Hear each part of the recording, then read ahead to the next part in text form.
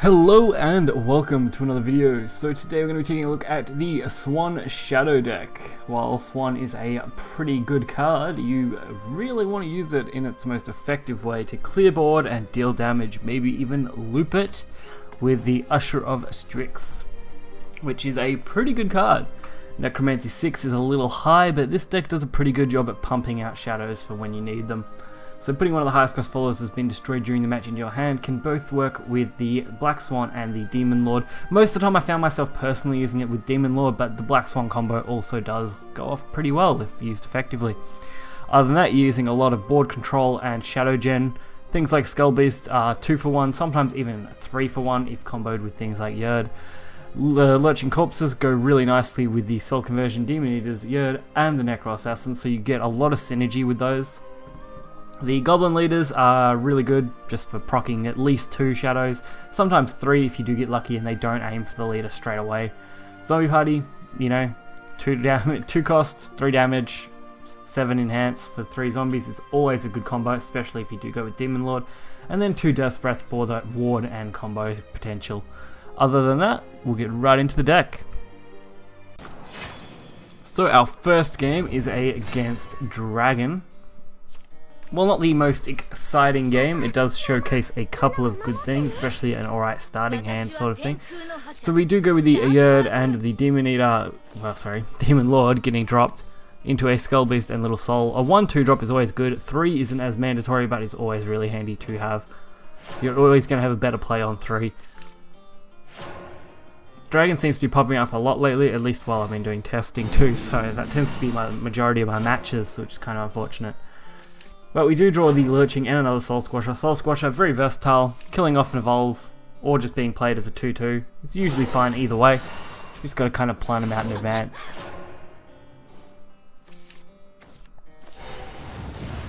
So they do kill the Lurching Corpse. It works pretty well at drawing out potential damage, especially in the early game. Unfortunately, we don't get much, so we try and go for that board pressure. If you can put on the early board pressure, especially against Dragon, they can find it a lot harder to climb back, especially if they don't ramp. If they don't ramp in the super early game, usually it'll do alright. Luckily, we've baited 2 of those now. Not too bad. Yerd comboing nicely to build up our shadows, getting ready for later game combos. Unfortunately, they do play the Sybil. Luckily though, they don't go for the Evolve, which means we can pretty easily use our Yerd here just to kill it off. Or actually the Cerberus, sorry, is a much better way to kill that off when I was doing this play. That way I can then push 5 to face and easily deal with it for the same value.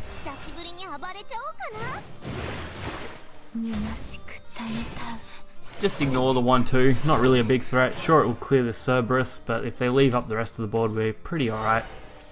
They do drop that healing though. I've noticed a lot of Dragons have been doing a lot more healing lately, so that's something to be aware of. Don't try and burn all your damage too early. Make sure you do have some options available to you. So we've still got these Skull Beasts just sitting around. They've done a pretty good job gaining us those extra shadows.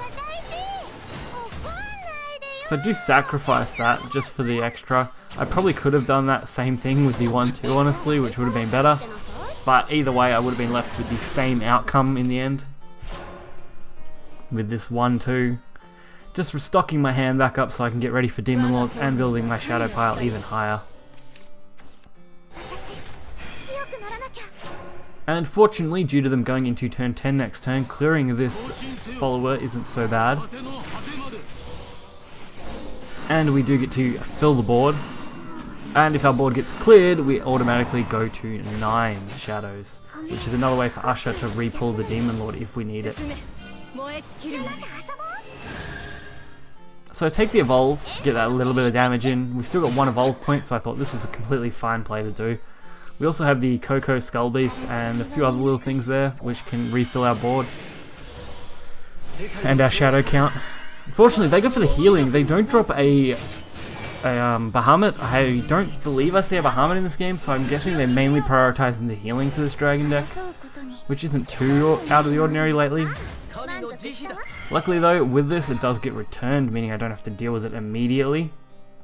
And I can kind of just play off this time however I'd like. Luckily with Lurching Corpse and Necro Assassin, we get that double kill for a really cheap cost overall. And the Usher obviously being able to be played for 2, giving us that nice Demon Lord recycle. So 2 damage, getting that in there. Don't want to risk too much. They do start using a few burn and a few other things just to clear off the board. Makes sense, they don't want to be left high and dry. Unfortunately, we do have another Demon Lord, which counters these plays pretty well if we decide to go that route.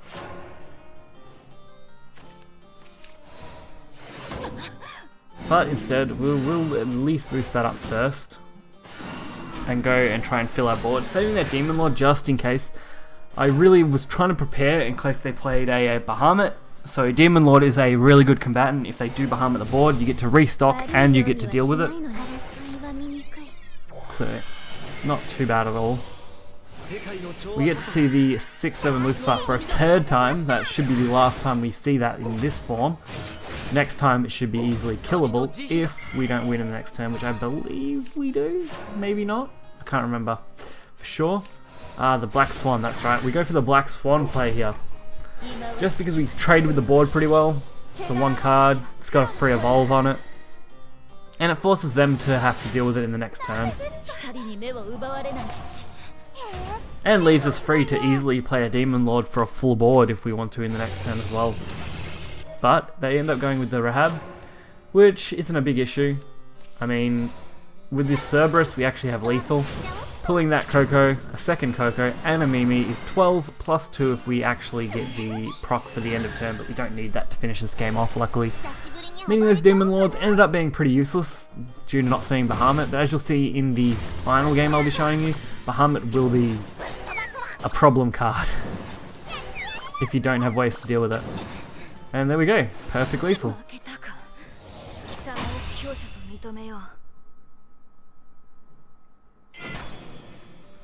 The next matchup here is against Forest. What a fun deck that is to play against. Well, not really, pretty much guaranteed to win in most cases. There has been a few Beauty and the Beast ones though that have been a problem for me lately with Forest. Mainly just because I've been not playing meta decks, I've just been kind of playing fun decks that I could do videos for, but that is the price you pay for content. Sometimes you've got to take a few hits before you find a good match. So they go for a Fairy Circle, pretty standard for us play turn 1 in most cases. We unfortunately don't have many plays. I don't want to waste the Usher, I'd much rather waste the Soul Squasher for board presence. Especially when I can expect 2 fairies to be dropping. So trading with the board is kind of what I want. Luckily we draw the Goblin Leader, actually filling out our curve quite nicely and opening up potential for the Necro Assassin. Unfortunately, I kind of expected to lose that in that way. So Necro Assassin pretty easily dealing with this by getting rid of the Goblin and allowing Goblin Leader to proc again, giving us those extra shadows. You really got to keep an eye on your shadow count too, especially with Usher. Usher and Demon Lord are great, except for the fact that Usher costs 6 and Demon Lord you want to at least have 6 to get a couple of zombies out of it. Maybe 1 if you've already got lethal on board, but that's probably the only case. So they kill our Goblin, kill everything else, leave us with a 1-2. Kind of shitty spot to be in, but we have potential. Going for those draws, always nice. We've already got Usher as an available option, but we'll probably have to wait a lot later in the game and use Demon Lord first. That's usually the way I like to do this, unless we do get the Black Swan and do it that way.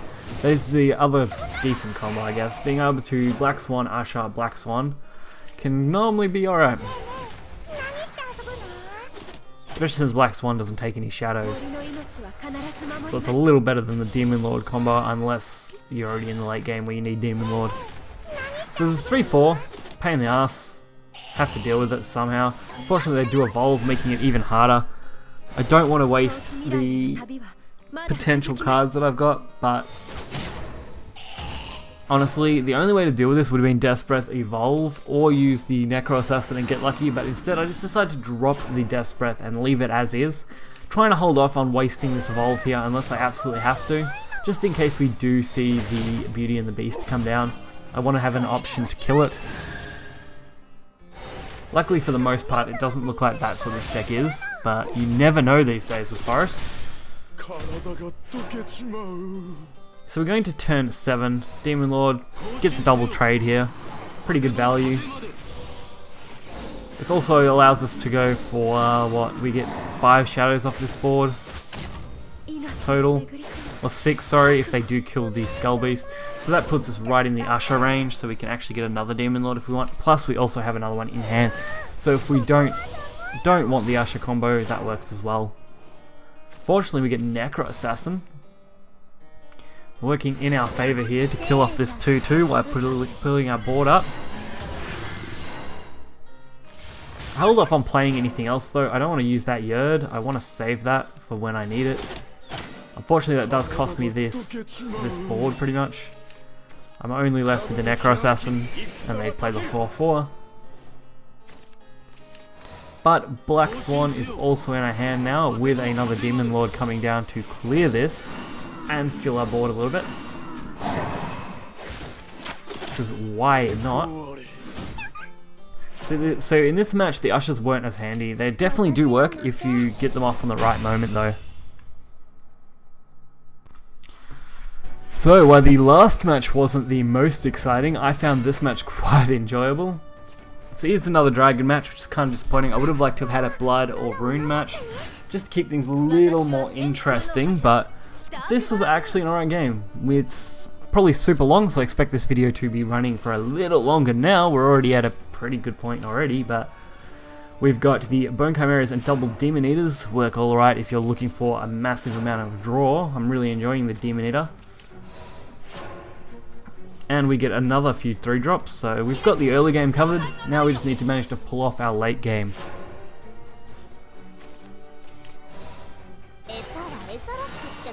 Demon Eater, just because I don't have anything else to play, which is unfortunate. I don't like using Demon Eater that way. I'd much rather use it for its draw.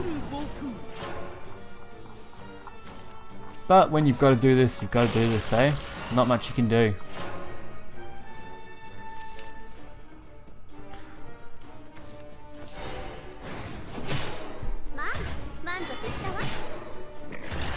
Alrighty, so we get the double skeletons out. They do deal with one of them. Luckily leaving the second one up for a potential Necro Assassin. Instead I decided to zombie party, feeling it was a little bit of a safer bet than taking the 50-50 on the Necro Assassin and testing my luck. And saving the Necro Assassin does allow us to use it later for a bigger clear hopefully. Fortunately they do have all the things they need to clear this board. Unfortunate for them though is I have everything I need to fill this board. So restocking the board up, getting a few more shadows. Can't really go too wrong. Sybil, pain in the ass, big body, healing, draw. Oh sorry, ramp not draw. Is a real difficult card to have to deal with in any good day, let alone a bad day.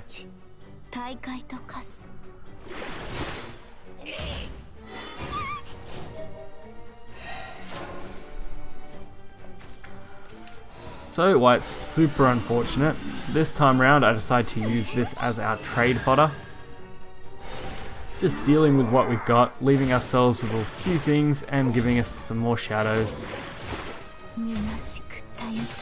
Just to stock back up so that we have enough for Demon Lord in the next turn.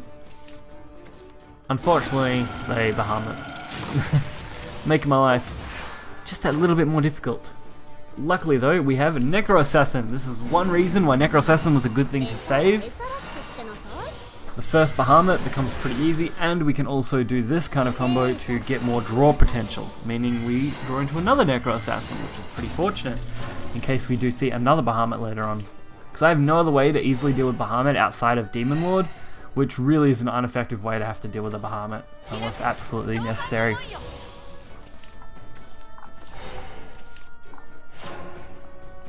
So, the little Soul Squishers in our hand, so an evolve, you know, that last evolve point there that they've got is pretty easy to deal with. We're never really going to be running out of shadows now with what we've got in hand, so we should be pretty right on that front. All we have to worry about now is dealing the damage and holding our board position. So, using that to get our next lot of draw. It's a really nice thing to be able to draw so many cards with this deck. Especially against something like Dragon that drops the second Bahamut. So they should have probably one more left, I believe. Luckily our Necro Assassin deals with it again. Little to no issue dealing with that. And playing one of these Soul Squashers because we've already seen double Bahamut. And they've only got one evolve point, so we only really need the one Soul Squasher in hand.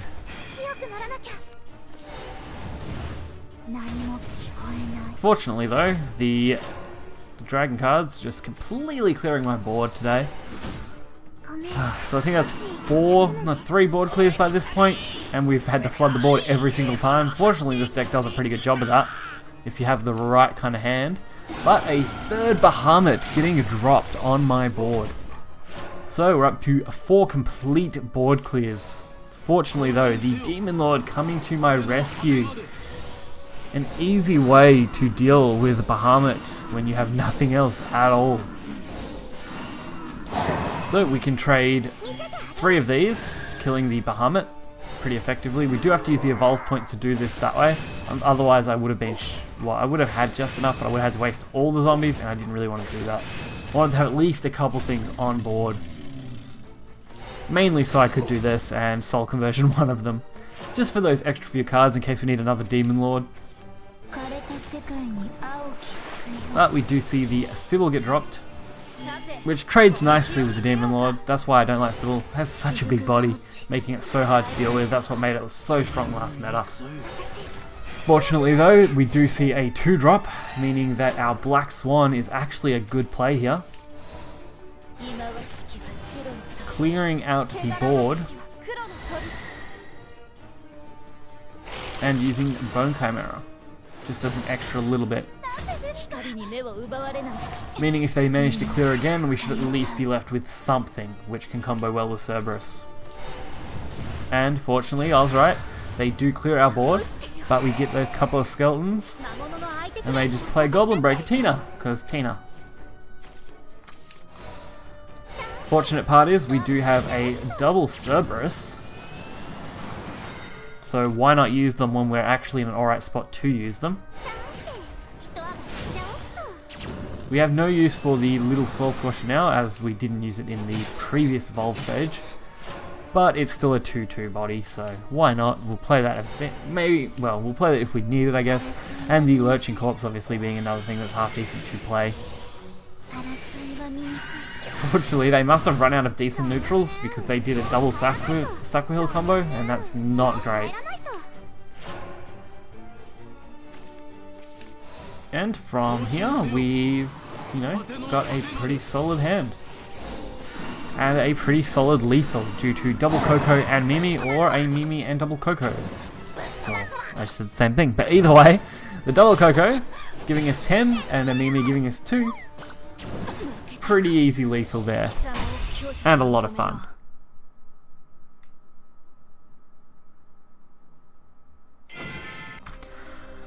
Hopefully you guys enjoyed this video.